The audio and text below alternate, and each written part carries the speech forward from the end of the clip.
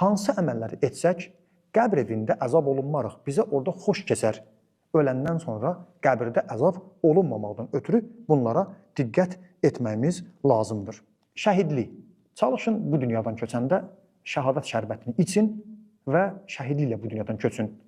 Bərzəxdə isə rahatlıq olar. Şəhidin ilk qanı, ilk qətrə bu dünyada yerə düşən kimi Allah onun günahlarını bağışlayır və onları şəhidliyi qazanandan sonra orada ruzi sahibidirlər. Quran-Kərimdən ayəndə diqqətinizə çatdırdım. Ali İmran surəsi 169-cu ayə. Allah yolunda öldürülənləri ölü hesab etməyin, bəl əhyaun, onlar diridirlər, ində rabbihim yurzaqun. O dünyada bərzəxdə ruzi sahibidirlər. Onlara ruzi verilir. Şəhidliklə ölənin bərzəxi yaxşı olacaq. Dini təbliğ. Əgər görsəniz bir adam dini, əqidəsi zəifdirsə, ona kömək etsəniz, onun əqidəsini, imanını möhkəmləndirsəniz, ona bu dünyada dini yolunu azıbsa, hidayət etsəniz, bu sizin əlinizdən tutacaq. Həzrəti Əleyhisselamın buyurduğu hikmətli kəlama əsasən qəbr evində ona yaxşı olar.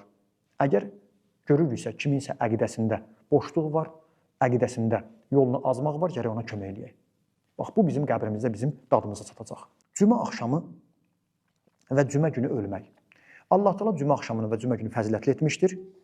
Hər kəs hədisə əsasən cümə günündə ya cümə axşamında ki, şərafətli bir gecə dünyasını dəyişərsə, Allah ona lütf eləyər, ona qəbr əzabı olunmaz. Qəbr əzabı ona olunmaz. Allah bizi cümə axşamı, cümə günü dünyasını dəyişənlərdən qərar versin. Namaza diqqət, xüsusən namazın rukusuna. İmam Baqir Əleyhisselam buyurur ki, hər kəs rukusunu kamil etsə, ona qəbr əzabında qorxu olmaz. Vəhşət olmaz.